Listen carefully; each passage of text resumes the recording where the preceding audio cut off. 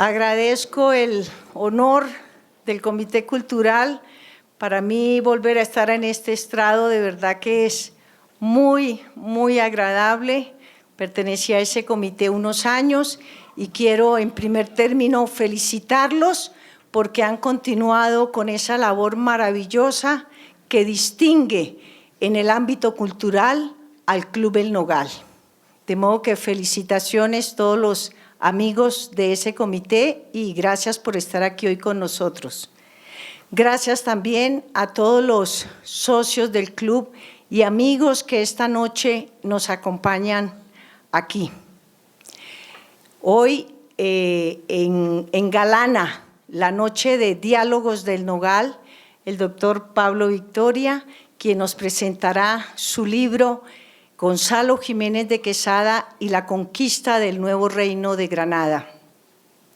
Es su último libro, lo publicaron en España y salió en octubre del año pasado y sobre este tema ya dio varias conferencias en ese país y hoy pues tenemos el honor de que nos exponga esa maravillosa investigación que ha hecho sobre el tema y que nos presente el libro. Gracias a todos los miembros de la Junta Directiva del Club El Nogal por acompañarnos también. Gracias al director de Cultural de la Embajada de España, don Diego Nuño y su esposa, y es posible que el embajador llegue en unos minutos. Gracias a todos los amigos, muy especialmente al doctor Carlos Holguín y su señora, acompañando a Pablo esta noche. De modo que solo me resta darles la bienvenida por el tiempo y la oportunidad que vamos a tener de escuchar la nueva producción del libro del doctor Pablo Victoria. Invito al estrado al doctor Rafael Blanco, presidente de la Junta Directiva del Club, quien hará la presentación del autor esta noche.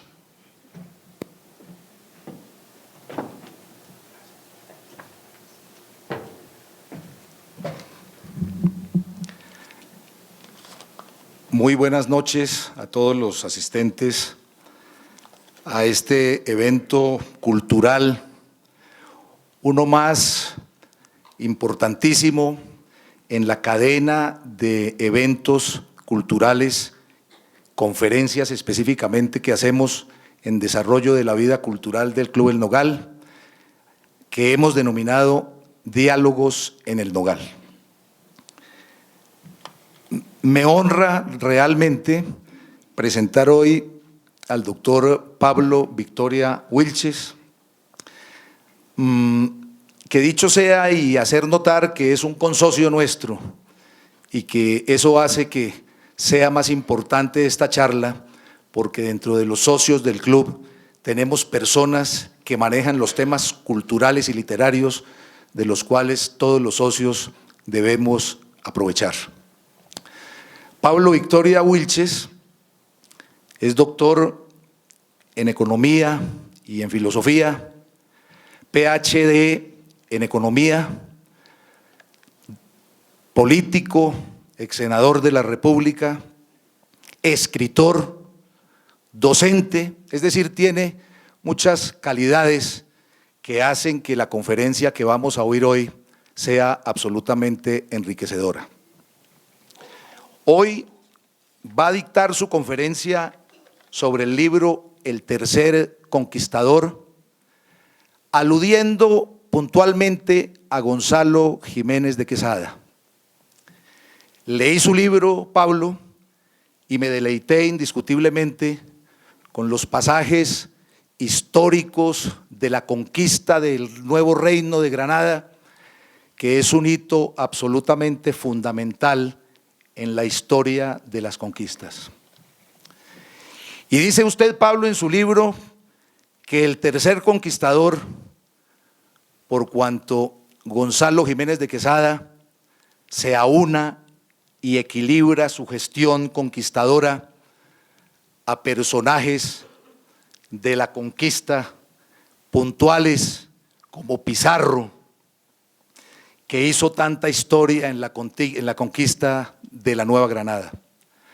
Hace Pablo en su libro un relato histórico de todo ese proceso que llevó a cabo Gonzalo Jiménez de Quesada, desde el momento que entró por la ciudad de Santa Marta con 1.200 hombres y llegó a Santa Fe con 100 hombres después de haber recorrido 1.200 extenuantes kilómetros por toda la geografía del país.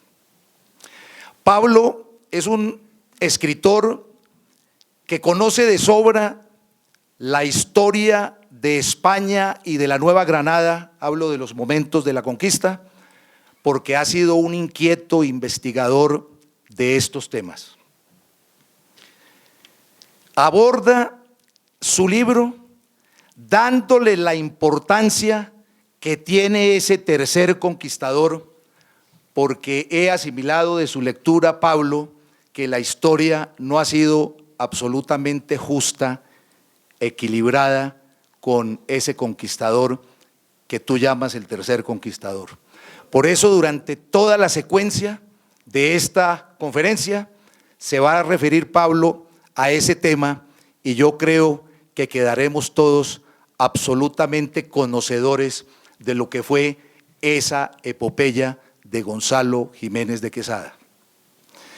No quiero terminar sin decirles que Pablo Victoria ha escrito numerosas obras y numerosos libros sobre economía y sobre historia, pero quiero resaltar algunos que indiscutiblemente han dejado una huella en la literatura de nuestro país y que aún se siguen leyendo con intensidad por las personas que quieren la historia de la conquista de nuestro país. Ha escrito más de 20 libros, entre ellos La sociedad posliberal y sus amigos, España contraataca, El día que España derrotó a Inglaterra, Al oído del rey, La otra cara de Bolívar y La Nueva Granada contra España. Olvidaba decirles, seguramente ustedes lo saben, Pablo vive una parte importante del tiempo en España y pertenece indiscutiblemente a asociaciones y a instituciones que le dan más lustre a su personalidad y al conocimiento de las obras de las cuales nos van a exponer. Pablo, nos sentimos muy honrados de que tú, como socio del Club del Nogal y como miembro de nuestra junta directiva, hoy nos dejes oír y nos dejes aprender aquellas cosas que seguramente hace muchos años estudiamos, no con la profundidad que tú lo vas a tratar en esta conferencia.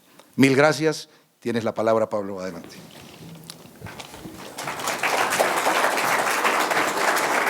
Hombre, gracias, muy amable, qué maravillosas palabras que hablan.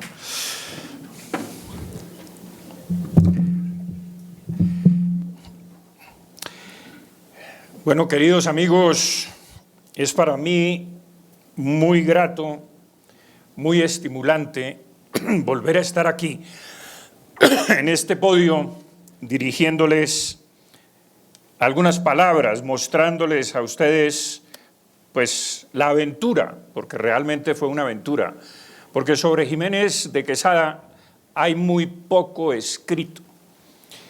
Escribió más él, escribió el Antijobbio, porque estuvo en las luchas de Italia, cuando finalmente España invadió Italia y infortunadamente se produjo el saco de Roma por la resistencia feroz que hicieron los italianos a unas reclamaciones, por supuesto, de España en la época.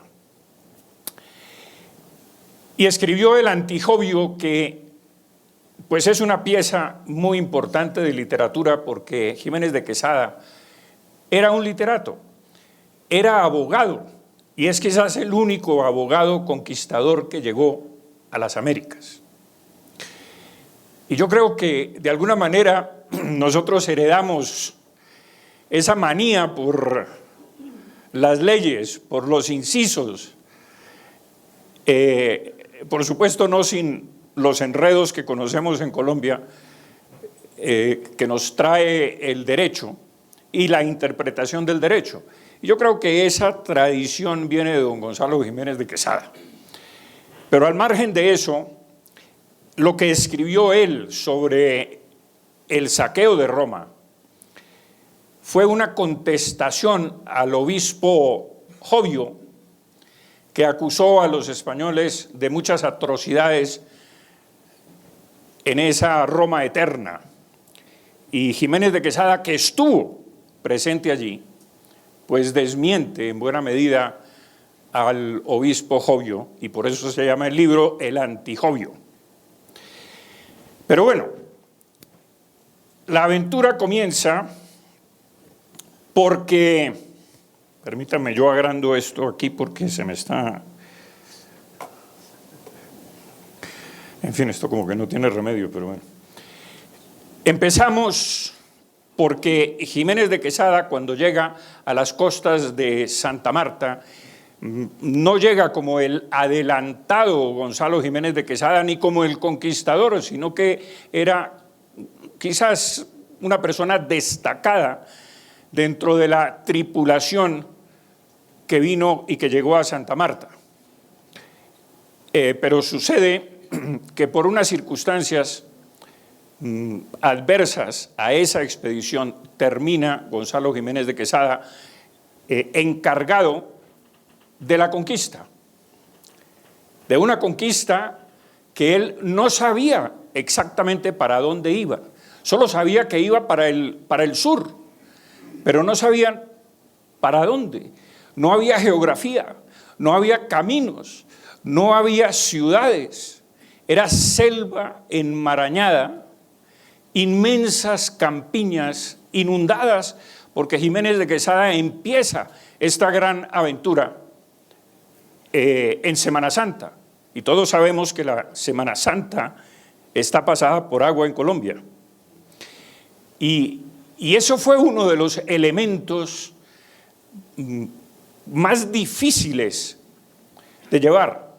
Arrancó con 1056 hombres y una flotilla que subía por el río Magdalena con 130 hombres, que llevaban provisiones para río arriba, entregárselas a estos 1056 hombres que empiezan la aventura.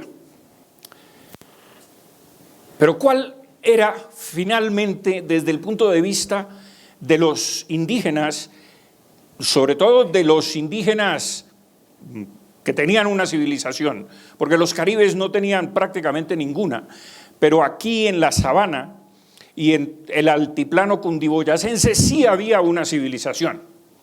Era una civilización de la sal, era una civilización de mantas y tenían una cosmogonía, por supuesto.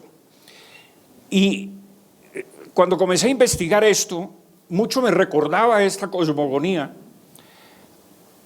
a la propia Biblia, porque tiene algún parecido con el inicio, con el génesis de nuestra Biblia y del diluvio universal del que habla la Biblia.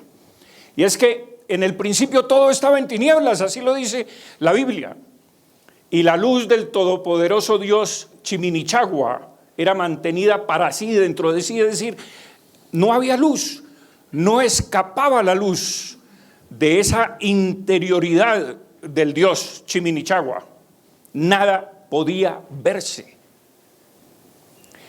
Y el pueblo chibcha cometió los pecados que en la Biblia se atribuyen a Adán y a Eva: dejar de adorar a su Dios, Suje, y a su esposa Chía, por lo que en un lejano día perdido en la oscuridad de los tiempos, Chiminichagua ordenó al dios de las aguas, Chipchacún, que hiciera llover mucho sobre la tierra habitada por este pueblo.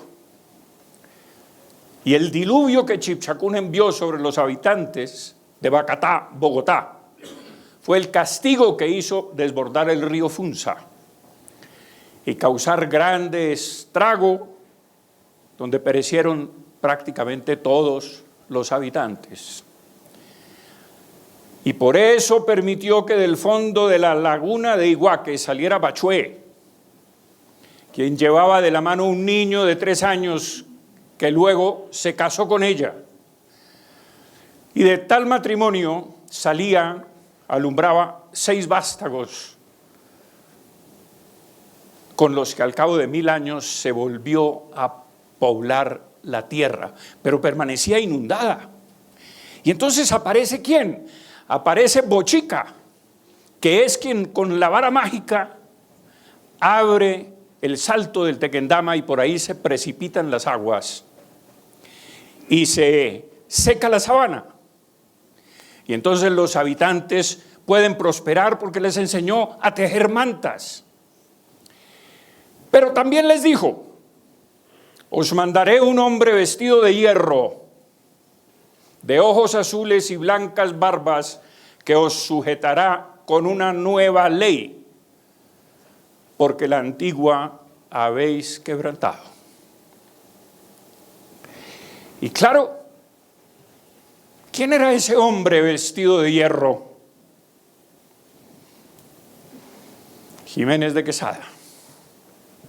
Miren ustedes cómo en esa cosmogonía comienza a coincidir de alguna manera la profecía que los chibchas tenían muy grabado en su historia, en su cabeza, que entre otras cosas es parte esencial de la conquista, porque ellos se aterran cuando ven a ese hombre vestido de hierro, de ojos azules y blancas barbas.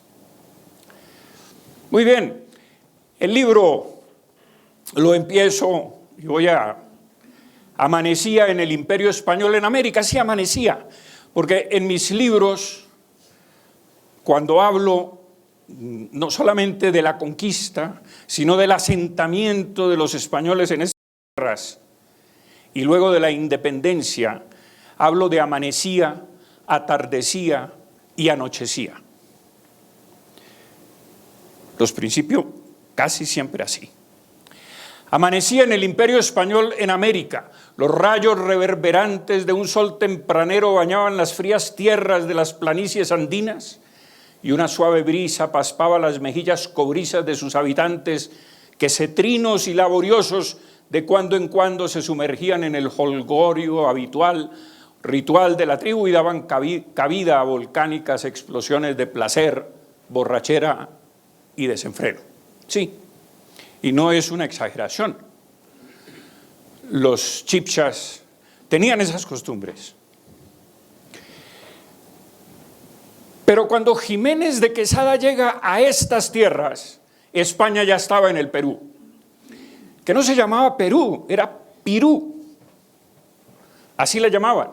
El Inca había sucumbido ante el empuje de una civilización libertadora, y ahora diré por qué libertadora. Las viejas cadenas que sujetaban distintos pueblos, sojuzgados por la barbarie y esclavizados por los poderosos señores de la tierra, se habían roto, vencidas por la cruz y el hierro. Sí, los españoles avanzaban con una cruz y con un hierro. España se había convertido no en la conquistadora, sino en la verdadera libertadora de América de unas castas de indios que mantenían en abyecta y brutal sujeción y servidumbre a otros indios y a otras tribus. Sí, señor. Brutal y abyecta, porque las cuotas también eran de sangre y los impuestos también eran de sangre sobre otras tribus, por supuesto, no de las propias chibchas, aunque también, y ahora veremos por qué. Habían intentado la conquista de esto que se llamó el Nuevo Reino de Granada varios otros conquistadores, que fracasaron en el intento. Antonio de Lebrija, Jerónimo de Melo, Ambrosio Alfinger, Alonso de Heredia y Francisco de Viana. fracasaron rotundamente, dada la hostilidad de la tierra, las flechas envenenadas, los combates con los indios. Pero quiero decir que estas aventuras de los españoles eran sufragadas no por la corona de España, sino que eran empresas privadas, personales, y se endeudaban con quienes facilitaban los recursos o los barcos, las especies, los cañones, las armas para la conquista. Se endeudaban y por supuesto tenían que pagar esas deudas con intereses. De ahí, por supuesto, que había que conseguir oro para pagar las deudas de la civilización y de la conquista. Pedro Fernández de Lugo fue quien encargó a Gonzalo Jiménez de Quesada de asumir la conquista de este reino. ¿Por qué? Porque su hijo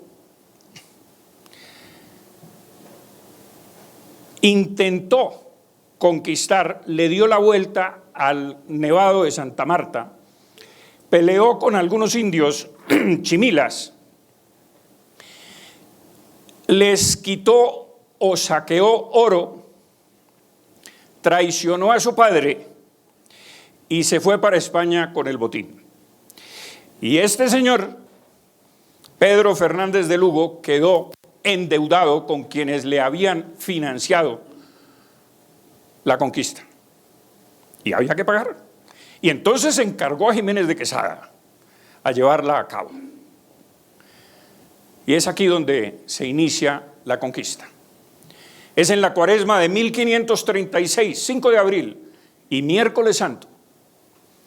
El adelantado Gonzalo Jiménez de Quesada inicia este penoso viaje con, ya lo dije, 1054 hombres. Llevaban caballos, burros, indios, feroces mastines. Los perros jugaron un papel principalísimo en la conquista porque los indios no conocían los perros. Y eran mastines feroces. Y por supuesto, los lanzaban primero al combate a los perros para aterrorizar a los indios. Casi todos estos conquistadores, sus tropas, habían sido expertos o veteranos, más bien, de las guerras de Italia. O sea que estaban bien preparados para lo que vendría.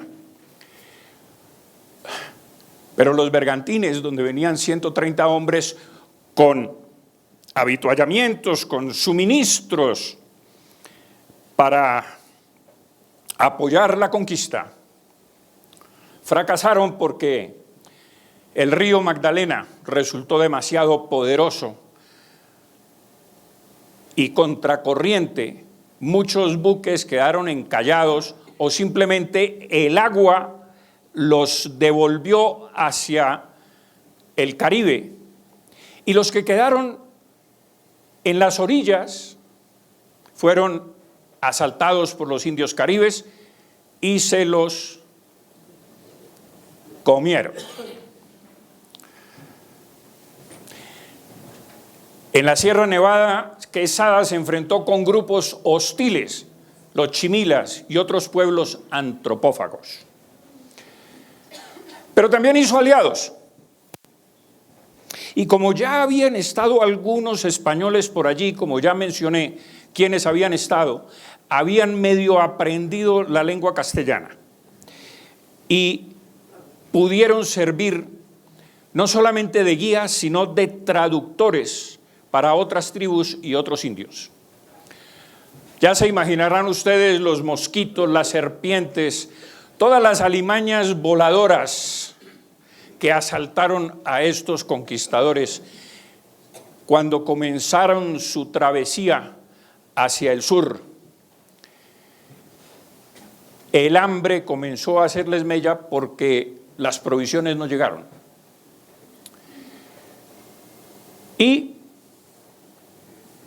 Se agotaron las provisiones que llevaban. Tengan en cuenta que no había enlatados. Tengan en cuenta que en ese tiempo, pues, llevar estas provisiones realmente era sumamente difícil.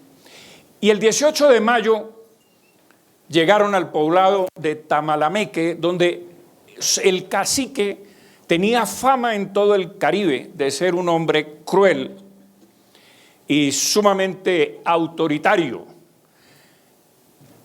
Era el jefe de la nación chimila, que acumulaba, digamos que tenía muchas tribus chimilas en distintos puntos, pero él era el jefe supremo de todas esas tribus. Se trabó un combate, los mastines adelantaron el combate, era la primera avanzada, y finalmente, pues muchas de las flechas mataron a muchos españoles, eran flechas envenenadas que causaban un dolor espantoso y te congelaba los músculos hasta no poderse mover y revolcarse prácticamente en tierra del dolor y de la asfixia inclusive. Pero finalmente Quesada se apoderó del poblado. Y es la primera vez que el hombre blanco entra en contacto con el indio, porque allí estuvieron 2 meses. Y muchas indias preferían al hombre blanco que a sus propios indios. Y es la primera mezcla.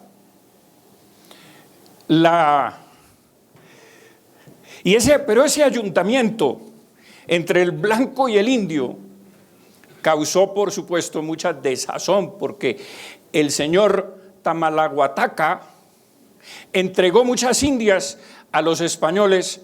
Al haber sido vencido, pues tenía que complacerlos de alguna manera, y les entregó muchas indias, y el resentimiento de los indios a quienes les quitaron las indias, pues comenzó a hacerse sentir en un odio espantoso hacia los españoles. Eso va a tener unas consecuencias, por supuesto. Quesada se enfermó, y debo decir lo siguiente: no encontré ningún rastro de que Quesada se hubiese amancebado con ninguna india. Era un hombre austero, medio místico.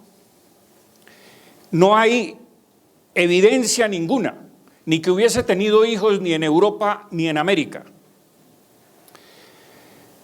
E inclusive los curas, que eran 2, uno de ellos familiar de las casas, se maravillaban de que este señor pues tuviese tanta abstinencia.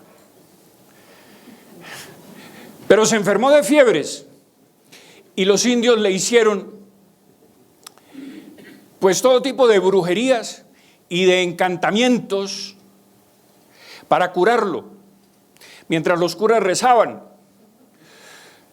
No sabemos exactamente si las hierbas que le dieron lo curaron o fueron los rezos de los frailes que lo acompañaban, pero después de 2 meses de convalecencia finalmente se curó. Y yo narro con lujo de detalles cómo eran las ceremonias y los rituales, digamos, de brujería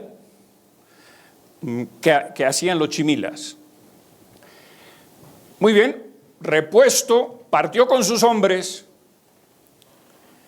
por caminos absolutamente intransitables, selváticos, y los chimilas aprovecharon esa circunstancia para irles siguiendo las huellas, perseguirlos por entre la maleza sin que los vieran y tirarles flechas envenenadas, e iban cayendo poco a poco. Inclusive recojo en el libro cómo los cocodrilos hicieron presa fácil a algunos de los hombres que avanzaban con el agua de los manglares al pecho. Tenían que dormir en los árboles para no ser presa de los caimanes, o si estaban en tierra seca, subirse a los árboles para que los tigres no los asediaran y los mataran. Inclusive digo con nombre propio, a aquellos españoles que fueron devorados por los tigres y por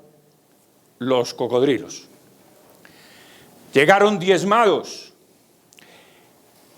sin ropa, hechos jirones, avanzaban estos tipos, agarrados de las colas de los caballos, montados sobre ellos, pero no como jinetes erguidos, sino recostados del cansancio, del hambre, encima de las bestias. Pero finalmente los alcanzó otra flotilla armada por don Pedro de Lugo y los alcanzó río arriba en el poblado de San Pablo, a 400 kilómetros del anterior poblado. Muy bien. Las tierras bajas e incandescentes del norte estaban cobrando tributo. Arrastrados por las corrientes de los ríos Lebrija y Bachiller que pretendieron cruzar, muchos expedicionarios murieron ahogados. Otros encontraron la muerte más adelante, vadeando el río Cervano, hasta alcanzar las riberas del pueblo bautizado Los Brazos, rebautizado La Tora y cristianizado Barranca Bermeja. Pero La Tora, y de allí surge la leyenda, que no he podido comprobar, de que Jiménez de Quesada podía tener raíces judías, la Torá. Pero es una especulación. Es posiblemente ese vocablo provenga de un vocablo indígena, no lo sabemos.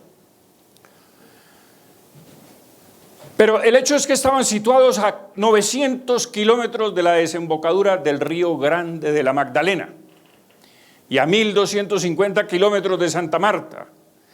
Muchos se ahogaron en profundas ciénagas cubiertas de verdes alfombras de gramíneas que parecía que iban a pisar tierra firme y ¡bum!, se hundían. Y con las armaduras y con el peso de lo que llevaban, pues se ahogaban fácilmente.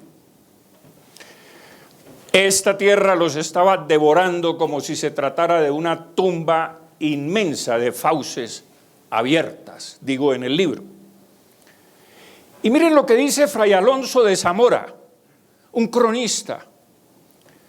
Los que caminaban por tierra iban despedazados los cuerpos y los vestidos entre las espinas y ramazones picados de los tábanos, seguidos de innumerables ejércitos de zancudos, jejenes y rodadores, cuyas lanzas llenas de quemazón y ponzoña no tienen resistencia, guareciéndose debajo de los árboles para defenderse de las tempestades con sus hojas, comiendo de sus frutos y raíces silvestres, de que enfermaron los más y murieron muchos comidos de tigres y picados de culebras. Pasaban a nado los ríos y esteros de las lagunas que desaguan en el grande río. A los que navegaban atemorizados de feroces y carniceros caimanes seguían indios flecheros que por instantes los llenaban con gran número de canoas, y todos asombrados de noche por oscuras tempestades, rayos y truenos tan espantosos como son los que en otro tiempo experimentamos los que hemos navegado este famoso río. Anduvieron muchos días hasta llegar al puerto que llaman La Tora. Imagínense ustedes, hace 500 años, las vicisitudes, los esfuerzos monumentales, sin saber realmente para dónde iban, porque sus soldados le preguntaban a Quesada, ¿para dónde vamos? Y él decía, para adelante, pero ¿qué hay adelante? Pues no sabemos qué hay, pero debe haber algo. Y en esa travesía, primero, cuando salen del mar, ven que los indios secan el agua del mar para sacar la sal, pero cuando se internan en el territorio, comienzan a ver indios, y ustedes no se pueden imaginar cómo sacaban la sal. ¿La sal? No había mar. Orinaban en mollos los indios y dejaban que el agua de los orines se evaporara, y entonces quedaban los residuos de sal de la orina. Y con eso salaban la comida.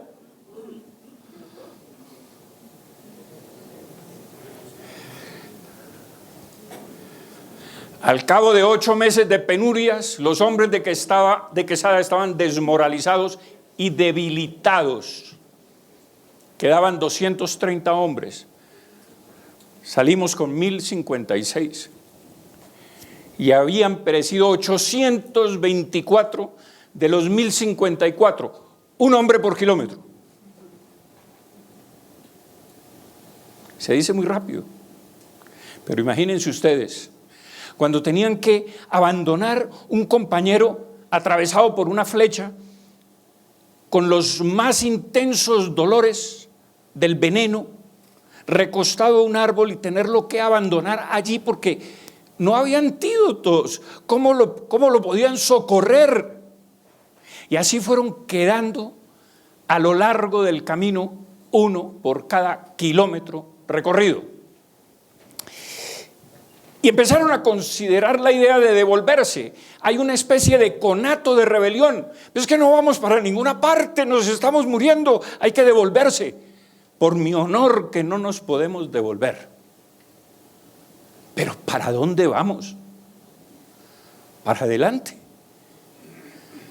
Sin saber qué había adelante. El hecho es que dejó unos enfermos allí en Barranca Bermeja.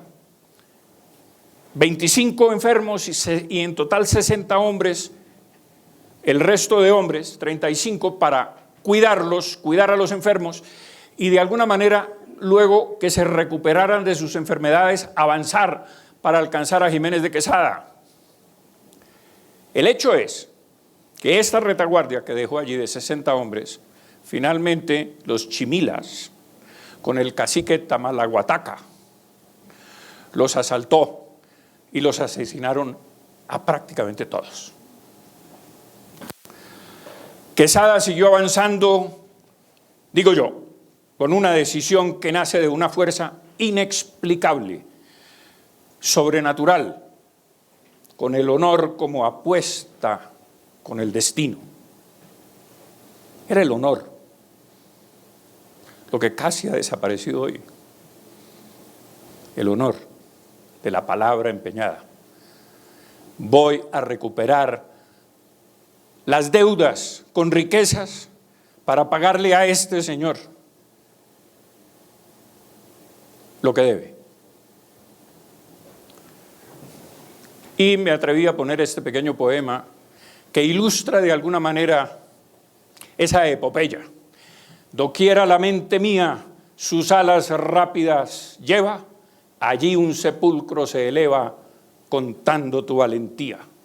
Desde la cumbre bravía que el sol indio tornasola, hasta el África que inmola sus hijos en torpe guerra, no hay un puñado de tierra sin una tumba española.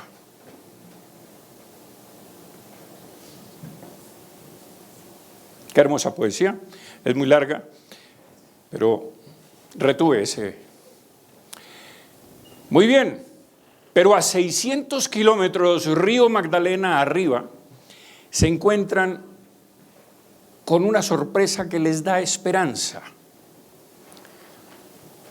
Las poblaciones ribereñas ya no consumían ni la sal que venía del mar, ni la sal de los orines, sino que por primera vez encuentran unos panes de sal. Y se quedan contemplando estos panes de sal, porque se lo quitan a unos indios que venían, a 2 indios que venían en una canoa, y que traían mantas y que traían otros abalorios. Y Jiménez de Quesada dice, se hace traducir, ¿de dónde viene esto? Y los indios le señalan de por allá arriba. Pero es que esto nos indica que hay una civilización que tiene que hacer esto, que hace esto. Claro, esa civilización venía de la explotación de las minas de sal de Zipaquirá. Y esa es una señal importante. para seguir avanzando. Porque en esa canoa encontraron mantas pintadas de una manufactura muy fina. Y la sal y las mantas les dieron la idea de que había algo más allá que no conocían. Y esto fue decisivo para el avance. Pero en ese avance ya se comenzaron a encontrar colinas. ¿Y qué sucedía en las colinas? Que los indios que estaban arriba de las colinas y veían a estos españoles en fila india, llamamos ahora, pasar con las lanzas estas y sus yelmos. Lo primero que pensaron era que también eran antropófagos. Y entonces les tiraban los niños recién nacidos, las mujeres, desde lo alto de la colina y quedaban engarzados allí en esas lanzas para que se los comieran y la tribu poder huir.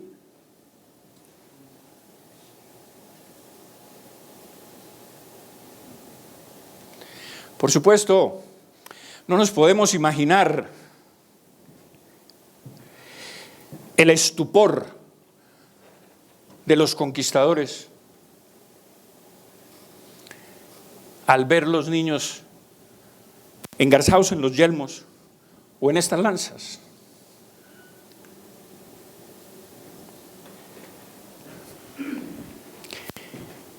Pero no es la única barbarie. Ahora veremos algo más. Habían pasado 10 meses desde la salida de Santa Marta. En Chipatá encontraron un mejor clima y decidió Jiménez de Quesada acampar allí en Chipatá. Hicieron vestidos con las mantas y el algodón que cambiaban por sal a otras tribus más lejanas y más encaramadas allá en la cima de los Andes. ¿Por qué? Porque resulta que con las mantas de algodón podían evitar la herida de las flechas antes que con las cotas de hierro, que las flechas las atravesaban, pero en la manta de algodón sobre las cotas pues amortiguaba el impacto de las flechas. Y estos señores decidieron hacerse unos vestidos extrañísimos que las indias les tejieron y se llenaron con unos vestidos gruesísimos, inclusive los caballos que habían sobrevivido, porque no todos sobrevivieron, porque algunos se los comieron, que incluso Jiménez de Quesada, bajo pena de muerte, prohibió comerse los caballos o los perros. Y entonces pues se defendieron con esa especie de escudo, pero parecían gente realmente extraña, con unos vestidos de algodón gruesísimos, montados en esos caballos. Pues ya se podrán imaginar ustedes lo que parecían. ¿Pero qué los auxilió, señores? Ascender a los Andes, la coca. Porque la masticaban y les daba energías para seguir adelante. No sentían el hambre, porque los indios les enseñaron a masticar la coca para calmar el hambre y el cansancio brutal. Y a la sabana, digo yo, llegó este ejército de erguidos mendigos, de arrogantes pordioseros, de nobles zarrapastrosos. Claro, no solamente la coca, el oro y las esmeraldas proveyeron ánimo adicional. La coca proveyó las fuerzas, la evangelización, el espíritu de la conquista. Porque de alguna manera los españoles tenían entre pecho y espalda que su labor fundamental era también evangelizar. Muchas veces evangelizar a la brava. otras veces persuadiendo. Pero es que era la cruz contra la barbarie, era la civilización contra el exceso de crueldad, y por eso evangelizaban. Y entonces llega el castigo predicho por Bochica. Miren ustedes, se cumple. Y los conquistadores llegan a la sabana. Y aquí encuentran otra cosa, una naturaleza fresca, ríos menos contaminados. Aquí pueden sobrevivir. Y en la cima de la cordillera oriental de los Andes habitaba un pueblo sombrío como los páramos que circundaban las fértiles sabanas del altiplano cundiboyacense. Eran los muiscas o chibchas, la civilización. Pero había una guerra civil. Y en ese momento, Tisquesusa, que era el jefe de los chibchas en las inmediaciones de Bogotá o Bacatá, mientras el Saque Quemuenchatocha habitaba la zona de Tunja, que se llamaba Unza. Y como tenían una cosmogonía ligeramente diferente, los dos pueblos vivían enfrentados. Y cuando Jiménez de Quesada llega a la sabana, encuentra que los dos pueblos están enfrentados. Y se da cuenta de que los chibchas, para saber si entraban en guerra o no, y particularmente lo que llamaban los bogotáes, hacían sacrificios de niños. Eso no nos lo han contado, porque resulta que lo que nos han contado es que este era un pueblo pacífico, tranquilo, y que llegaron los bárbaros españoles y aniquilaron aquí a estos señores. Bueno, pues les quiero comentar que estos chibchas tenían un cultivo de niños en el Ariari. Y cuando iban a tomar decisiones tan importantes como hacerle la guerra al Saque de Tunja, mandaban a traer uno de esos niños, lo compraban. Las mujeres que había ahí parían los niños para suministrarlos a los chibchas del altiplano. Y esa vez, poco antes de que Jiménez de Quesada llegara,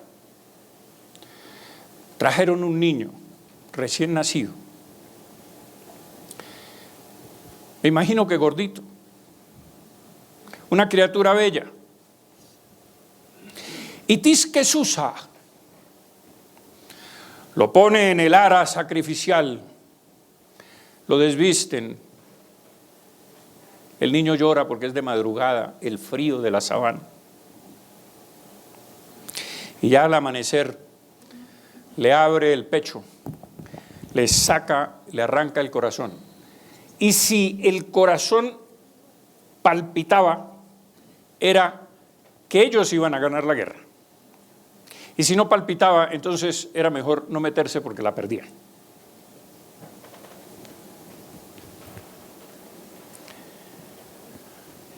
Pero había otras cosas.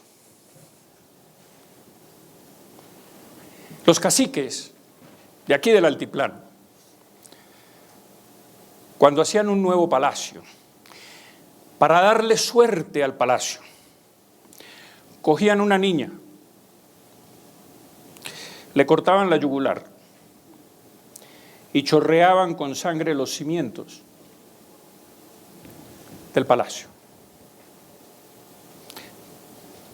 para que tuviera suerte el palacio y sus habitantes.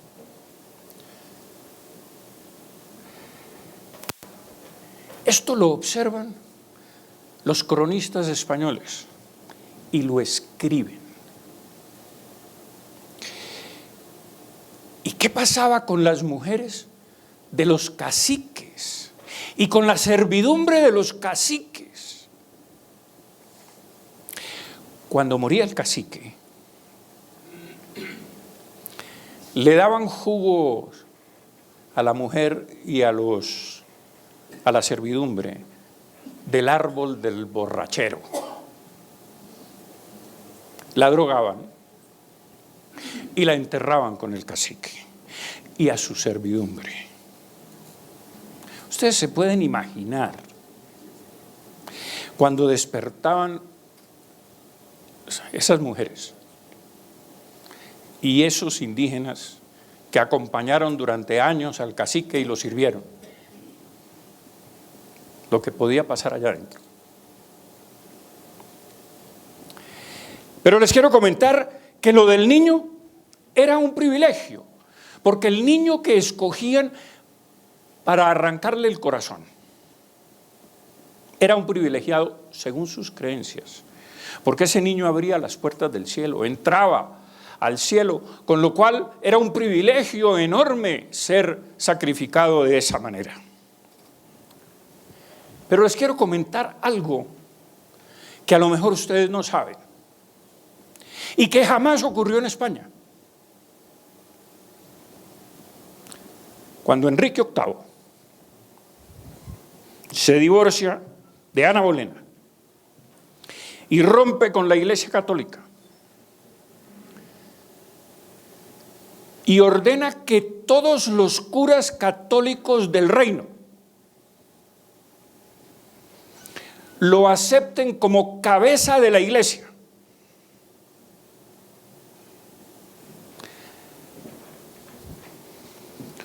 unos cartujos no lo aceptan. Y los detienen.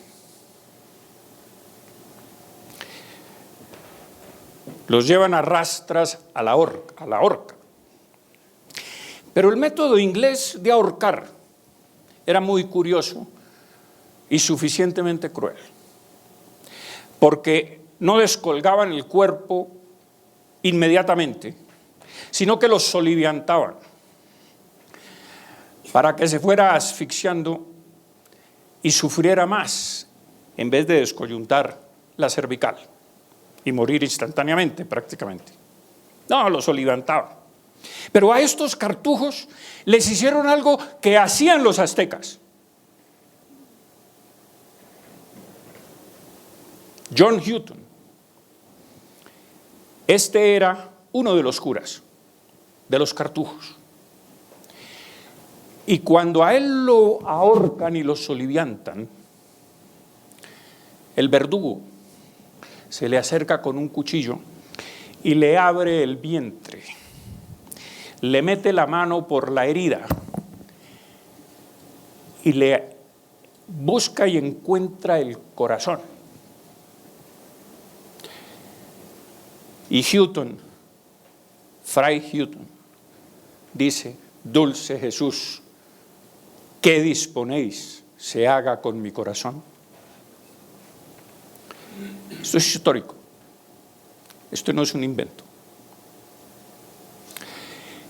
Y el verdugo le arranca el corazón y lo tiran a un fuego que tenían allí prendido. Y con todos los cartujos hicieron lo mismo. Los arrastraron por las calles de Londres. ¿Y quién vio además eso? Santo Tomás Moro, desde su celda. Esto es histórico. Y cuando a nosotros se nos ocurre hablar de la crueldad de los españoles, esto jamás pasó en España, que un rey hiciera esto.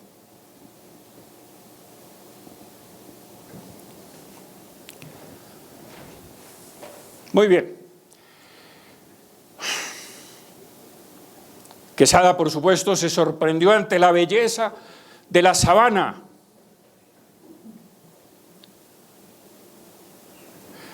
Y como alguien dijo hace unos años, yo estoy aquí, aquí me quedo. No sé si se acuerdan.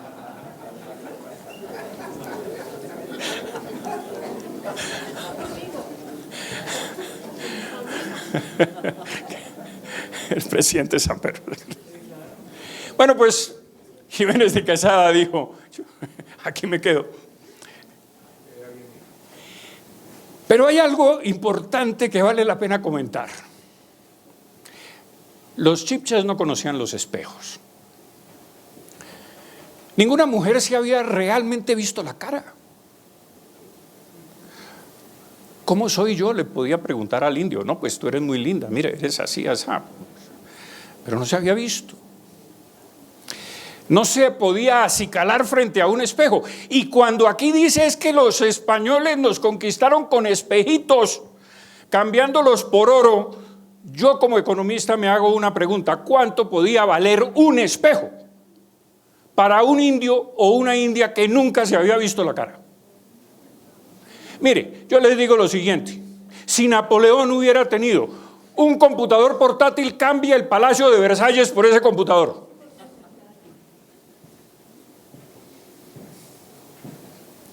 Por eso, cuando uno dice muy fácilmente hoy, 500 años después, que es que los robaron, no, eso tenía un valor muy grande. Porque el oro lo tenían como adorno en sus bohíos y en sus cabañas y en sus chozas. Los hacían sonar con el aire, en fin, los colgaban, eran colgandejos. No tenían valor de cambio, el oro no tenía valor de cambio. En cambio, lo que traían los españoles de regalo, collares, cuentas de vidrio, evidentemente no de esmeraldas ni de diamantes, sino de vidrio, de vulgar vidrio, pero bien hecho, pues eso tenía un valor de cambio importante. Y cambiaban el oro que para ellos no tenía ninguna significación monetaria.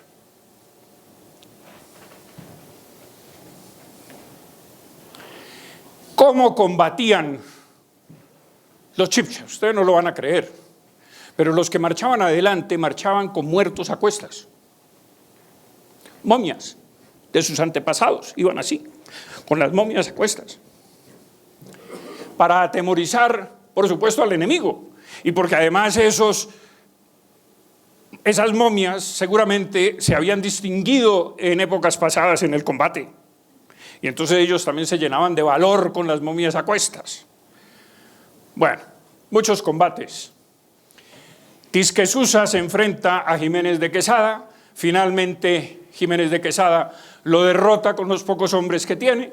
Huye Tisquesusa. Descubren esmeraldas, pero buscan el dorado. Porque todo el mundo hablaba del dorado. Los peruanos hablaban del dorado, los incas hablaban del dorado, los venezolanos hablaban del dorado, pero no se sabía dónde estaba el dorado, ni los indios lo decían tampoco. Pero esa guerra civil facilitó la conquista. Pero otra cosa que facilitó la conquista eran las cuotas de sangre que pagaban las tribus tributarias de los chibchas.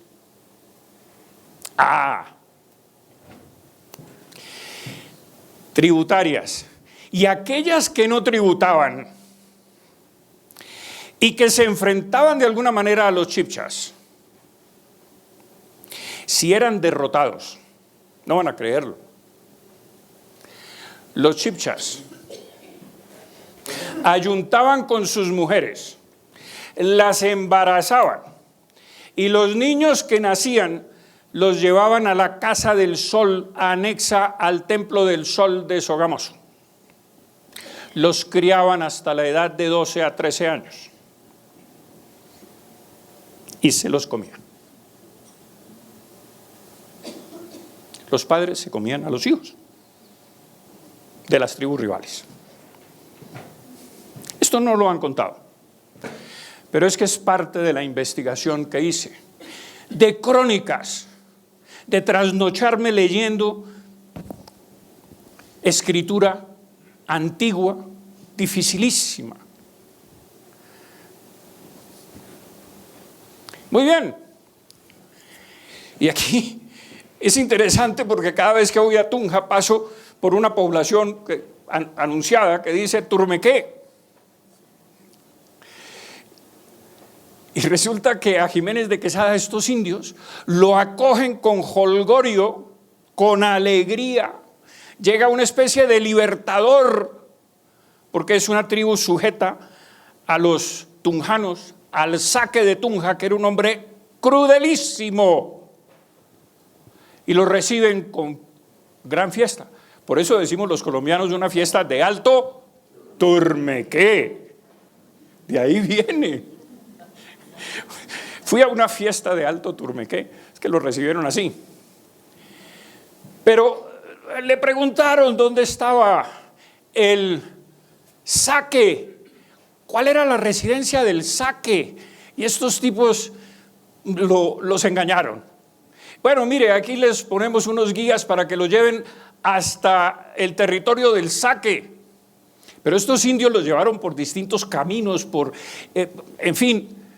Y hasta cuando se dieron cuenta los españoles, por las huellas que dejaban, que andaban en círculos, unos círculos gigantescos, y no llegaban a ninguna parte. Hasta que se encuentran con un anciano que viene sangrando. Le han cortado las 2 orejas y una mano, y viene sangrando, y se encuentra con los españoles, con los conquistadores, y entonces les cuenta a través de los intérpretes, según la crónica que he leído, de los que recogieron todo, que los españoles tenían la manía de anotarlo todo. Y yo creo que de alguna manera Felipe II, el rey, consolidó esa costumbre, y por eso el único país que yo conozca que tiene una institución importantísima, que es el Consejo de Indias, donde se encuentran todos los documentos escritos por ellos, pues no hay otro. Yo no creo que Londres tenga reservado y catalogado toda la serie de aventuras que tuvieron los ingleses en la conquista de Norteamérica. Pero los españoles sí guardaron todo eso. Y hoy esos archivos están a disposición, no solamente por internet, sino que se puede llegar a ellos. Y estos señores dejaron anotadas todas estas cosas en la medida en que iban descubriendo y sorprendiéndose de lo que veían. Muy bien, pues encontraron en Chita, a 3.700 metros de altura, unos indios laches, que tenían unas costumbres muy peculiares. Primero que todo, eran sodomitas. Segundo, los hombres no trabajaban sino las mujeres. Tercero, adoraban las sombras, y las sombras de las piedras, y las sombras de los árboles, y la propia sombra, porque no se explicaban de dónde provenía una sombra. Luego tenía que ser milagroso, tenía que ser algo de los dioses, y entonces adoraban las sombras. Pero una costumbre muy particular: si una india tenía 5 varones, el quinto lo convertían en mujer. Lo vestían de mujer, lo consentían como una mujer, y luego lo casaban. Le buscaban marido. En fin, ustedes se pueden imaginar que todo esto está escrito. Yo he puesto la aventura, la prosa y la imaginación para narrar lo que está escrito en otros términos, con otra literatura, de otra manera. Yo le pongo poesía a esto.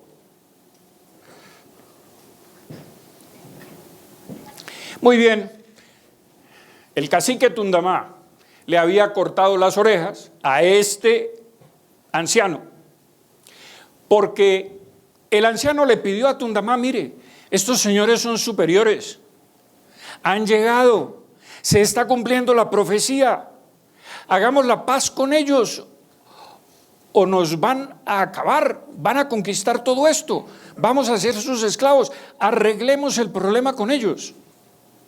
Y como este señor le dijo eso, pues le mandó a cortar las orejas y una mano.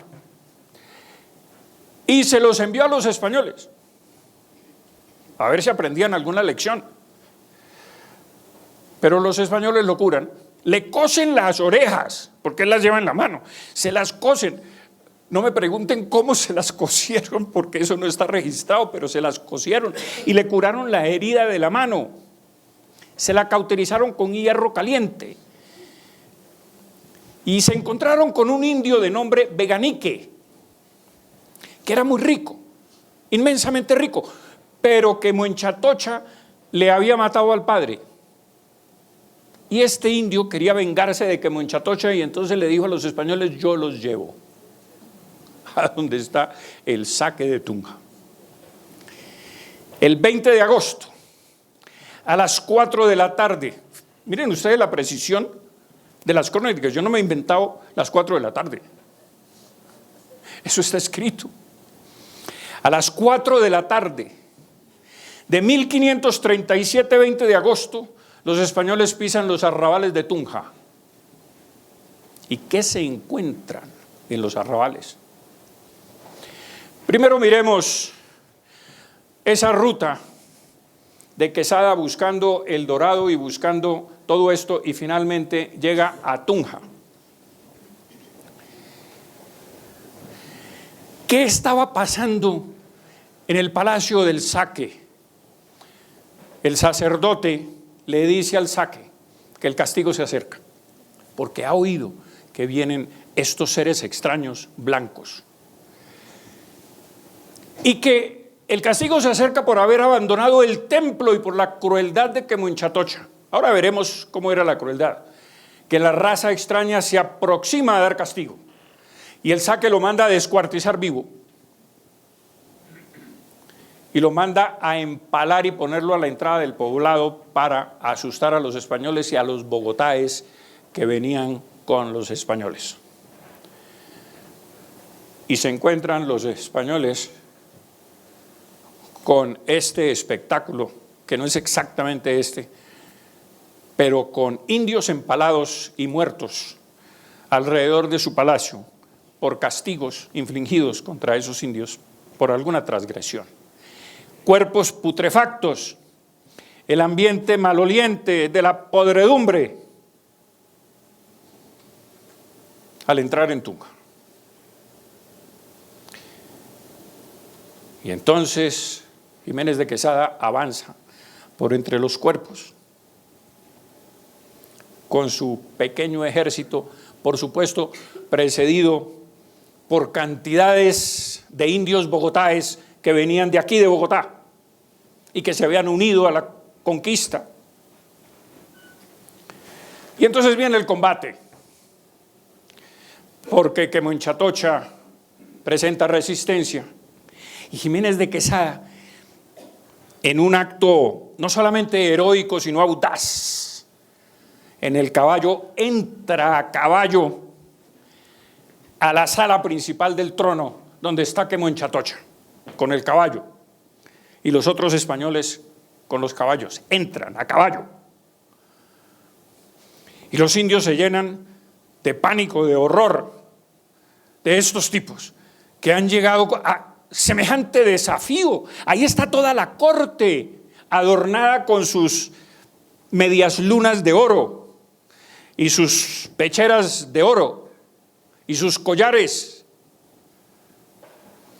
Jiménez de Quesada desmonta del caballo, y miren ustedes, al Saque ni al Zipa se les podía mirar de frente, había que arrodillarse y hablar, o hablar de espaldas, porque eran tan sagradas sus personas que no se les podía mirar de frente, ni a los ojos, por supuesto.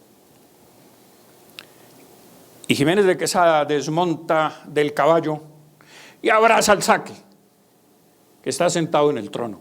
Por supuesto, el clamor de todos los indígenas al ver semejante profanación.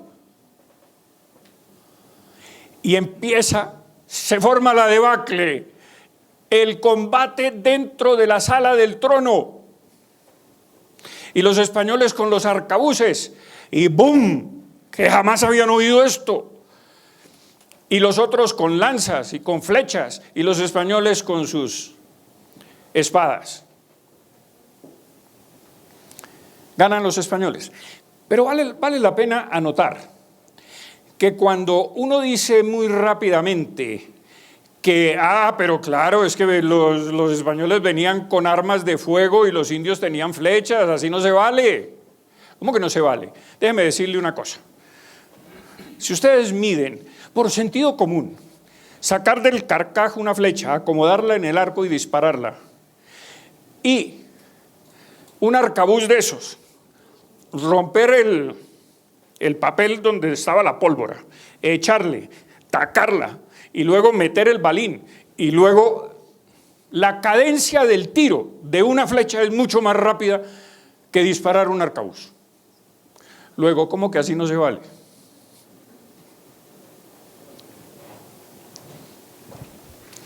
Y entonces el anciano, curado de sus heridas, señala el camino a Sogamoso. 25 de agosto de 1537 se enfrentan al cacique Sugamuxi de Sogamoso, se rompen las filas indias. Yo narro con lujo de detalles los combates, por supuesto, en el libro. Llegan a la Casa del Sol y dos conquistadores, soldados, entran a la Casa del Sol con antorchas prendidas por la oscuridad, y accidentalmente se queman la Casa del Sol. Logran sacar a los niños cautivos que llamaban moxas, de 12 años, que eran criados por los muiscas, también se llamaban muiscas o chipchas, para ser comidos a dicha edad. Eran los hijos de las mujeres preñadas por los enemigos. El templo se incendia, se alcanza a recuperar el tesoro y se reparte entre los hombres sobrevivientes, apartando el quinto real. ¿Cuál es el quinto real? 20%. Para la corona. Era el impuesto. Por supuesto, hoy tenemos, ¿cuánto? El 30 y pico, pero en total el 70% más o menos de impuestos. Este era el quinto real, 20%. El cacique Tundamá ataca a los conquistadores, Quesada es herido, Baltasar Maldonado lo salva, el cacique Veganique comete un error, este hombre, que es aquel rico hombre, aquel indio que dice: yo lo llevo a Sogamoso, porque mi padre fue muerto por Quemonchatocha, y como venganza yo los llevo. Pero este señor, este indio, comete el error de que cuando matan a un indio, le quita el adorno de oro que tenía y se lo pone, y los españoles lo confunden con un enemigo y lo matan por accidente, por confusión, en medio de la batalla. Tundamá hace la paz. Esta es la ruta de Sebastián de Belalcázar, que también emprende la conquista de la Nueva Granada. Esta es la ruta de Nicolás de Federman, que viene de los llanos de Venezuela en busca del dorado. Y esta es la ruta de Jiménez de Quesada, de Santa Marta hasta Bogotá. Fundación de Santa Fe. Los bogotáes le enseñan el sitio donde está escondido Tisquesusa, vuelve otra batalla y matan a Tisquesusa de un ballestazo tirado por Alonso Domínguez. Quesada se lamenta porque finalmente los tesoros de los indios de la sabana no se encuentran. Saquexacipa se levanta contra Quesada, cerca a los conquistadores, Quesada huye de noche, pero para volver otro día. Finalmente, Cuximimpaba le disputa la sucesión a Sacsayhuamán del cacicazgo, pacta con Quesada su defensa, Quesada le exige fidelidad al rey de España, se la promete, pero Cuximimpaba busca el favor de Quesada y lo persuade de que este sucesor de Tisquesusa tiene las riquezas de Sacsayhuamán tiene las riquezas de Tisquesusa. Y Tisquesusa promete entregarle las riquezas a Ximénez de Quesada. Ximénez de Quesada acepta. Y se nota que este señor venía periódicamente con unos sacos enormes y los depositaba donde se había acordado que entregaría las riquezas. Y al cabo de un tiempo, de un mes o 2 meses, abren eso y se encuentran con que son piedras. Es decir, Sacsayhuamán engaña a Ximénez de Quesada.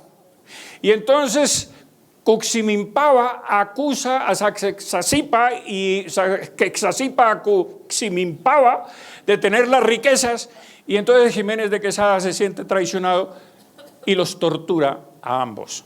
Son las 2 instancias de tortura que hubo, porque Ximénez de Quesada reclamaba el botín del vencedor, que en todas las guerras el vencedor reclama botín. Y finalmente mueren los dos, sin saber Ximénez de Quesada dónde se esconden los tesoros, y el 6 de agosto de 1538 funda la ciudad de Bogotá, con 166 hombres, y curiosamente los otros conquistadores llegan con aproximadamente los mismos hombres a la sabana de Bogotá, y aquí se iban a enfrentar. Pero Quesada, antes de que lleguen, establece un gobierno civil, funda el nuevo Reino de Granada, crea la Real Audiencia de Santa Fe de Bogotá por cédula real de 1549, dependiente del Virreinato del Perú, separa a la gente por oficios, los zapateros, los que hacen ladrillos, clavos, tejas, forjas, prendas de vestir, reparte los indios en encomiendas para que ayuden a construir y fabricar, y les enseñan además. Quesada manda a amonedar el oro. ¿Qué quiere decir eso? Que todo el oro recogido de la conquista, pues aquí no había dinero. ¿Cuál dinero? Si los chibchas no conocían el dinero. Pues manda a fundir el oro y a hacer monedas. ¿Para qué? Para pagarles a todos aquellos que iban a construir la ciudad de Bogotá, con el ayuntamiento, con la Real Audiencia, y construir sus casas. Ahora, el cabildo se quedaba con el 10% del dinero acuñado como impuesto para poder funcionar la administración pública, evidentemente. Hasta 1550 el territorio de la futura Colombia estuvo formado por las gobernaciones de Santa Marta y Cartagena, dependientes de la Audiencia de Santo Domingo y la de Popayán, sujetos al Virreinato de Lima.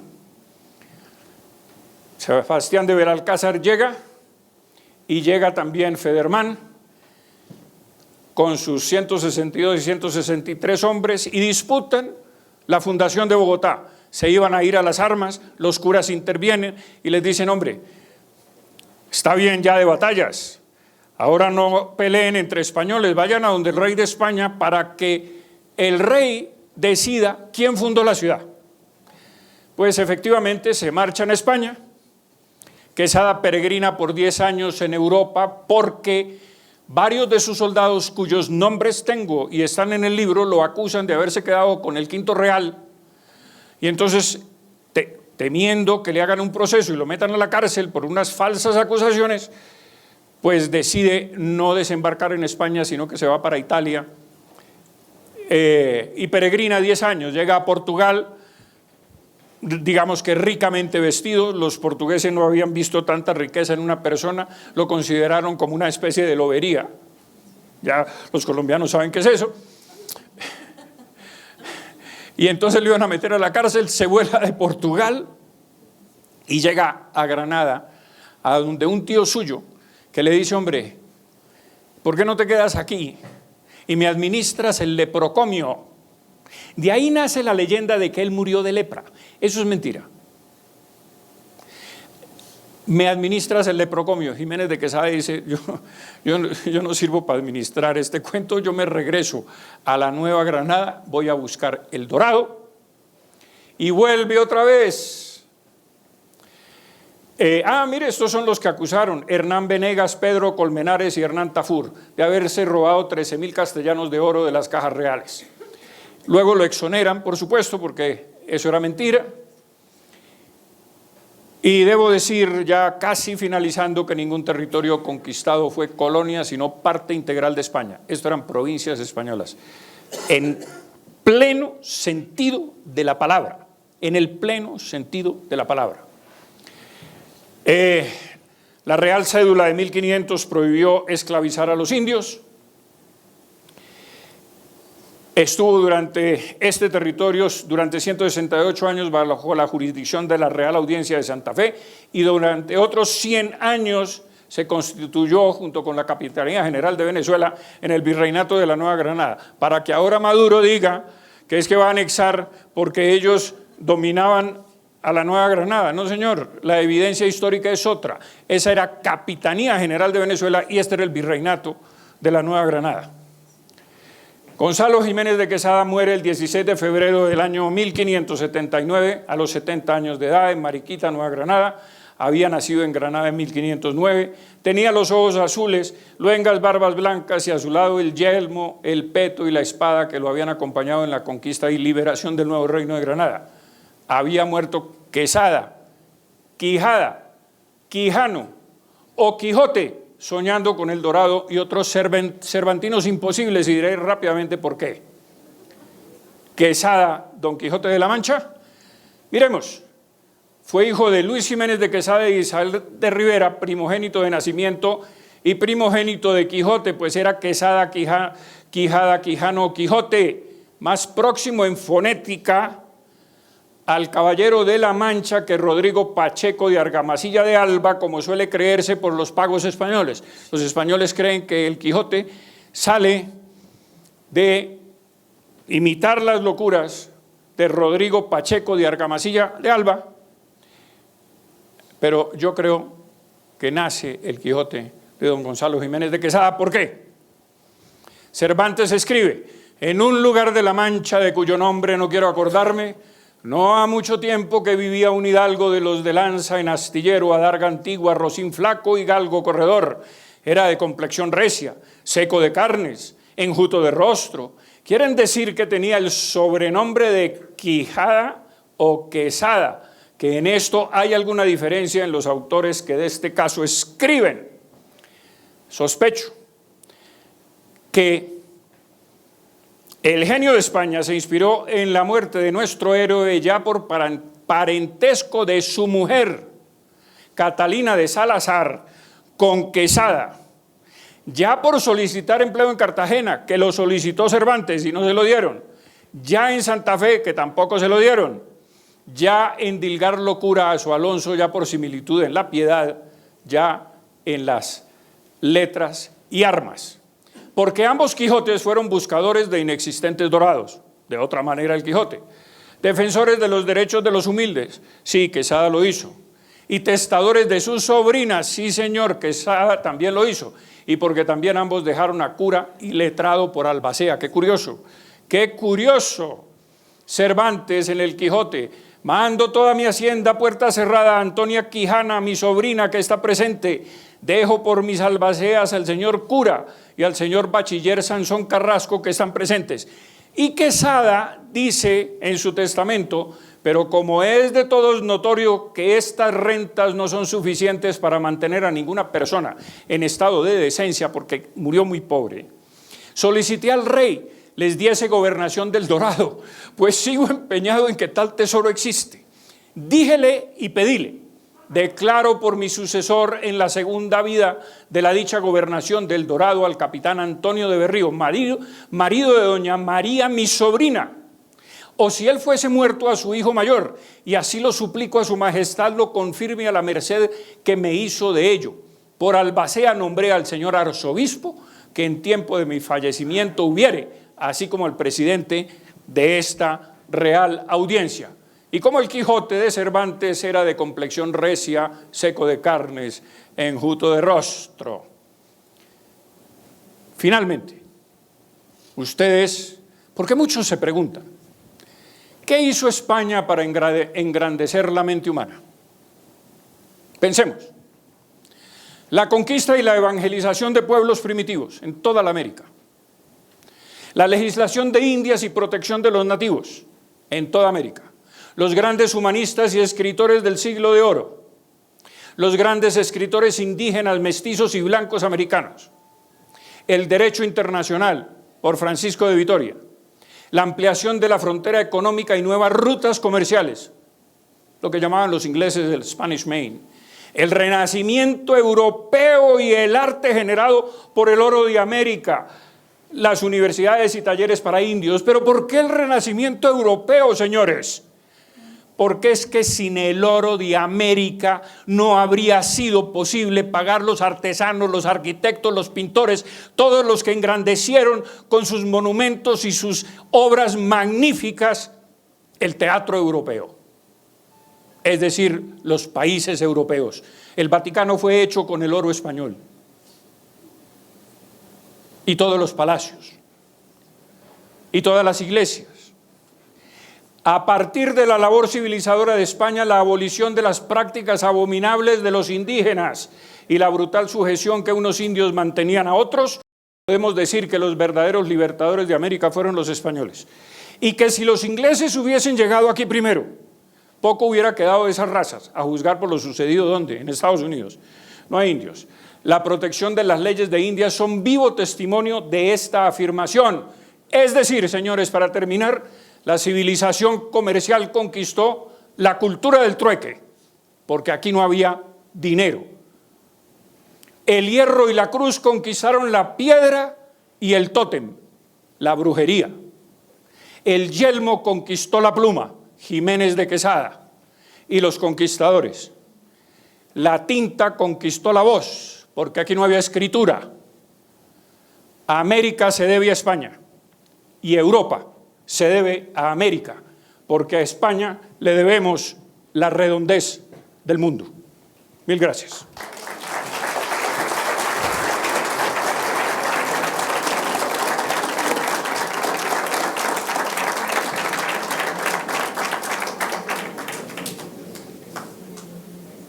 ¿Alguna pregunta? ¿Alguna?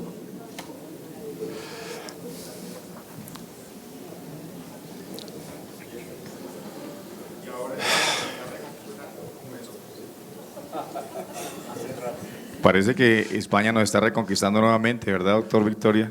Pues sí, menos mal. Con el BBVA y con toda la banca. Regresan el oro.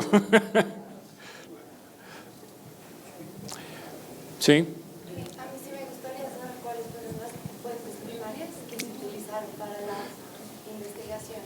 Las crónicas de los conquistadores, inclusive algunas escritas en poesía.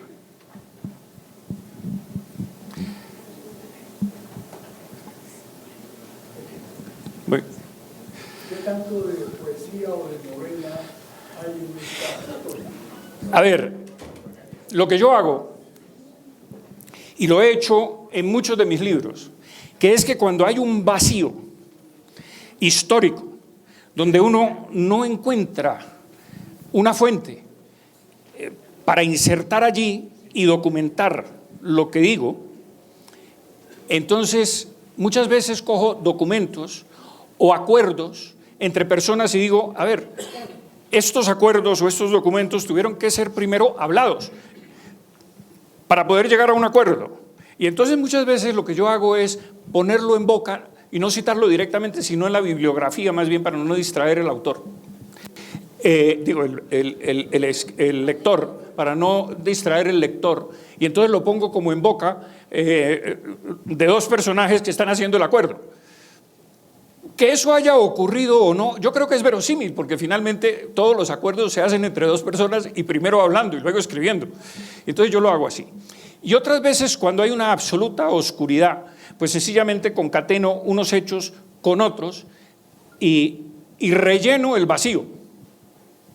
Pero intento hacerlo lo menos posible.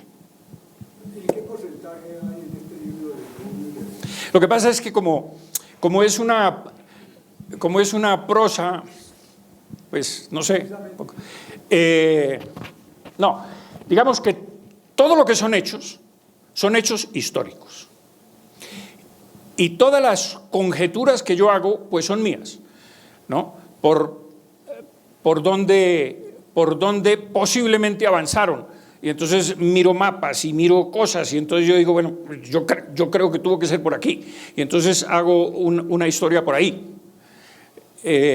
Porque es que de lo contrario, mire, mi pensamiento, podrá haber algunas personas que difieran de eso, pero yo creo que la historia, más que hechos, son las vivencias de las personas, sus motivaciones, sus propios intereses, porque lo otro me parece un poco ladrilludo.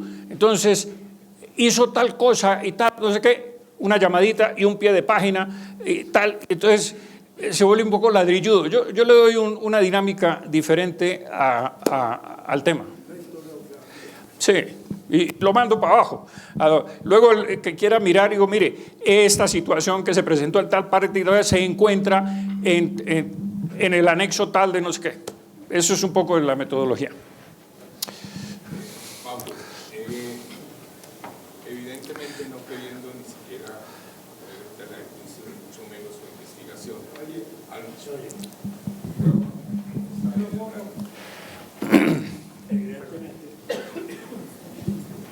Gracias. Primero que todo, felicitarlo por su exposición y por brindarnos esta oportunidad de conocer su libro. Mi inquietud es la siguiente, Pablo.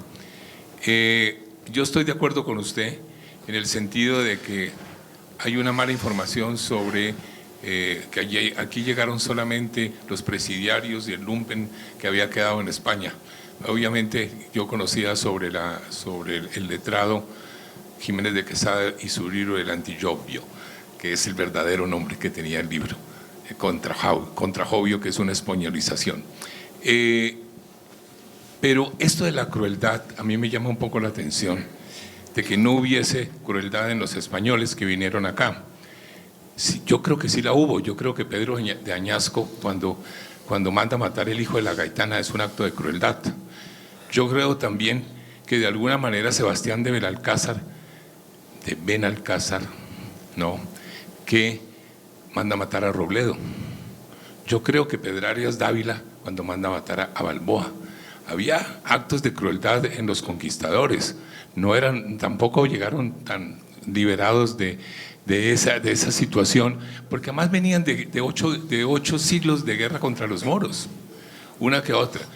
Pero además, decir que los españoles no fueron crueles, yo le quiero recordar algo. A ver. La Inquisición. Sí. Y paso a contestar eso. Partimos de la base de que toda guerra es cruel. Creo que no ha habido guerras en el mundo que no hayan tenido elementos de crueldad, porque finalmente es la vida de uno o la vida del otro. Entonces hay elementos de crueldad en toda guerra. En toda conquista, evidentemente, hay elementos de crueldad. Ahora, el problema es el siguiente, cuando uno dice muy bien, ¿de quién provenía la crueldad? ¿De personas individuales o era una política de la corona? Que son dos cosas totalmente distintas. Entonces, como no hay evidencia de que fuera una política de la corona, sino todo lo contrario, la política de la corona era favorecer los indios y preservar los indios y enseñarles los primeros talleres, los hicieron los españoles en América, mucho antes que los ingleses siquiera consideraran. Las primeras universidades se hicieron en América por ellos. Los portugueses, los holandeses no hicieron ninguna en sus colonias. Entonces, ¿cuántos crímenes hay en Bogotá? ¿Los bogotanos son crueles? No, hay personas crueles, evidentemente, y eso es un poco lo que el fondo de lo que yo he querido decir con esto. Ahora, el tema de la Inquisición. Yo tengo las cifras. En España fueron condenados 44 personas en 4 siglos. Y el resto fueron quemados en efigie. En efigie. Cosa muy distinta ocurre en Alemania, donde en 10 años quemaron 10.000 personas, los protestantes. La Inquisición protestante, que la hubo, pero esa no tiene leyenda negra. La leyenda negra es la católica. Ahora, en Inglaterra, perdón, en Irlanda, 998 curas fueron metidos en sacos y tirados a los ríos. Y no se diga los asesinatos en Inglaterra.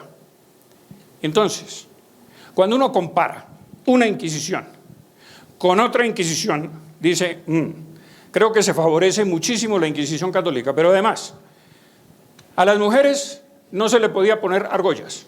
Los indios nunca fueron llevados a la Inquisición. No hay un solo caso en América, nunca. Ellos estaban protegidos porque eran los blancos. La Inquisición era para los blancos herejes. Y muchos criminales o ladrones se hacían pasar por herejes para que los juzgara la Santa Inquisición antes que dejarse juzgar por las autoridades civiles, porque eran mucho más crueles.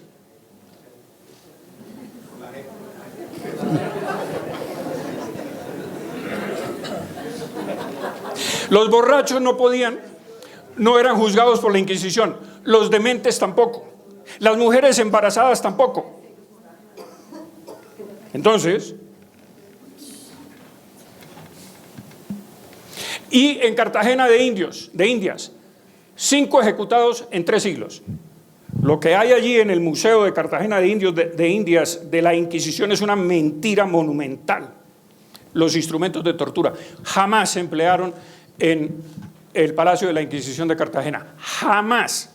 Y finalmente tanto fregué yo con eso que pusieron un aviso gigantesco que dice estos instrumentos nunca fueron usados aquí. Pero los muestran, ¿para qué? La leyenda negra, señores. Porque claro, es que hay que tejer una leyenda negra contra un imperio. Todos los imperios de una manera o de otra les han tejido leyenda negra. Y España tiene la peor de las leyendas de todas, pero son leyendas, no son realidades. ¿Y por qué son leyendas? ¿Por qué son leyendas? Porque resulta que lo que los italianos no pudieron aceptar nunca es que media Italia fuera de España cuando España fue una provincia romana. Lo que los holandeses no pudieron aceptar nunca era dejarse convencer de que el padre de las casas, que fue el primero que tejió la leyenda negra, eso fuera mentira. Los ingleses, por supuesto, que querían apoderarse del imperio español y comenzaron a distribuir folletos por toda América con la leyenda negra, de la crueldad de los españoles. Es más, ningún rey español mató 4 mujeres como Enrique VIII.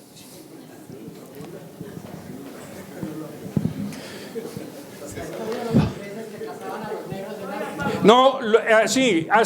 Y les quiero comentar lo siguiente. Los negros no fueron traídos a América por los españoles. Los cazaban los indios a través del Tratado de Utrecht de 1713, que obligó para que reconocieran la legitimidad de Felipe V, los ingleses hicieron un tratado con los españoles, o los aliados de los ingleses, junto con los ingleses, con los españoles, de que tenían que recibir 144.000 negros en un barco de 500 toneladas, y metían contrabando. Los españoles nunca cazaron negros en África, los recibían por el Tratado de Utrecht. Sí, sigue.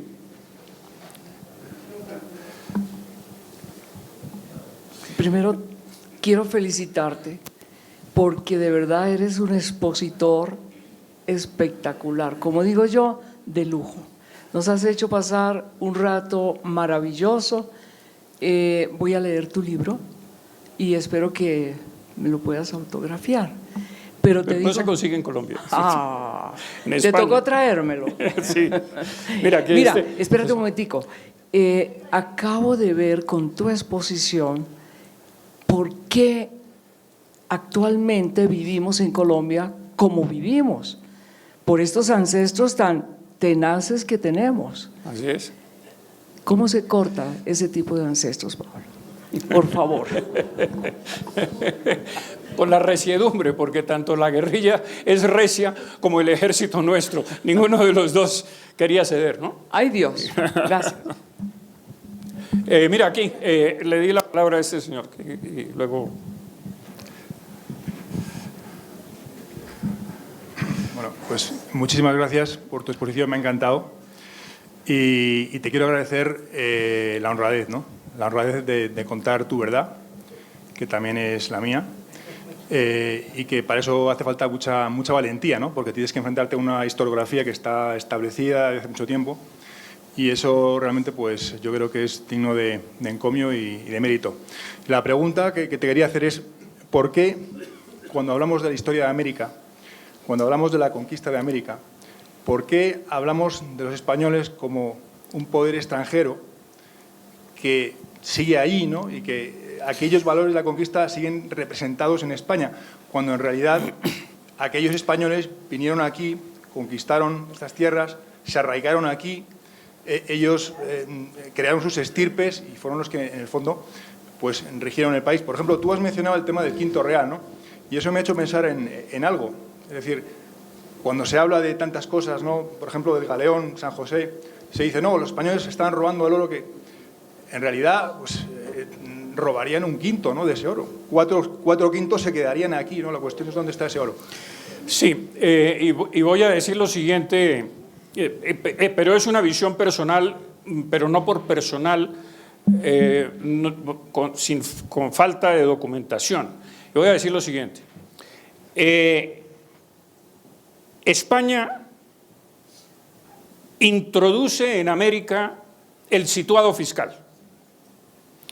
El situado fiscal es lo que tenemos nosotros en Colombia, que las provincias más ricas contribuyen y se reparte la riqueza a las más pobres.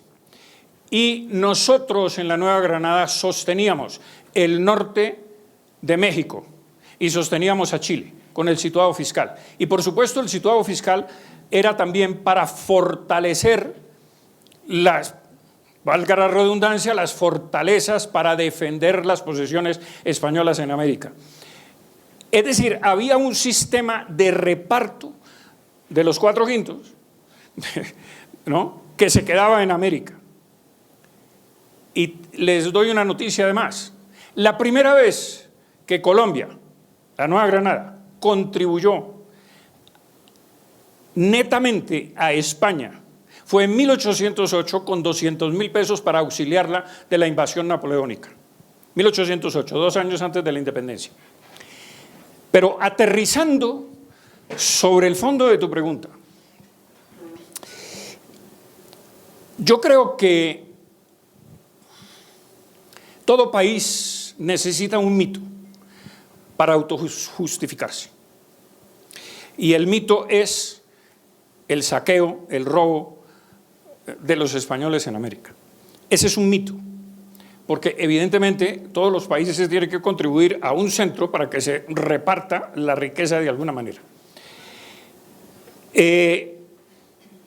Pero hay algo también de fondo que a mí me inquieta mucho, porque finalmente las potencias europeas y particularmente Francia nos metió el cuento de que esto era Latinoamérica y no Hispanoamérica, para separarnos más y más de España. Pero adicionalmente, y a través de esa influencia, comenzamos a pensar ellos y nosotros. Entonces yo me pregunto, y es una pregunta que va al fondo del ADN. ¿Quiénes eran ellos y quiénes eran nosotros? Pues ellos eran nuestros abuelos. Y nosotros, pues sí, los nietos. Y entonces eso te lleva a decir, la independencia fue una guerra civil, una guerra separatista. Y te pones a pensar que si Cataluña se hubiera separado de España, habrían inventado un mito, como lo quisieron inventar de que España robaba a Cataluña, cuando lo que ha hecho es prestarle dinero y sacarla de los apuros que ha tenido. Pero son mitos, finalmente, para justificar ¿qué? A ver, justificar la independencia o la traición. Porque es que si aquí hubo una guerra civil, la conclusión es que la guerra fue de hijos contra padres. Porque no dice Camilo Torres, uno de nuestros precursores de la independencia, en uno de sus documentos, que éramos tan españoles como aquellos de don Pelayo. Y lo dice así, porque resulta que esto se llamaba las Españas, todo el conjunto de España, y esto era un virreinato, esto no era una posesión en el mismo sentido de Francia o en el mismo sentido de Portugal. Esto estaba incorporado jurídicamente y territorialmente a la corona española. Esto era una provincia española, así de simple. Y era tan provincia que esto era el virreinato.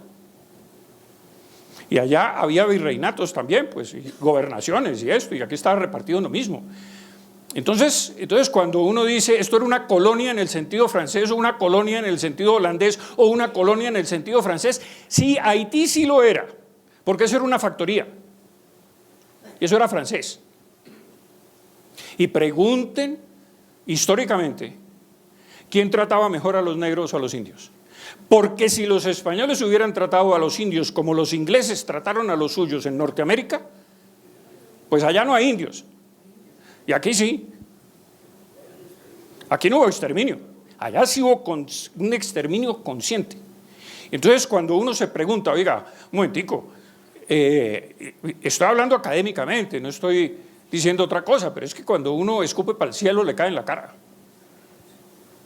Y resulta que lo que nosotros no podemos, de una manera o de otra, desconocer, que en Norteamérica sí hubo una discriminación racial, asesinaron a los indios y mantuvieron bajo su sujeción a los negros. Y yo que me eduqué en los Estados Unidos, hasta cuando regresé, los negros eran una cosa, estaban absolutamente discriminados, aquí no hubo eso. Entonces cuando uno dice, los españoles lo que hicieron fue integrar razas, pero no asesinarlas, protegerlas. O podemos decir que en los Estados Unidos la raza india sobrevivió, aquí sí. La mezcla. Entonces mire, yo dejé de creer en mitos. Y digo, bueno, pues sí, la independencia es un hecho, y es un hecho, pero no porque haya habido independencia podemos decir, es que ellos eran los opresores, porque ¿quiénes eran ellos? Pues éramos nosotros, nuestros abuelos. Fue una guerra de hijos contra padres, como yo lo veo. Otros lo verán de otra manera, yo lo veo así. ¿Alguna otra pregunta?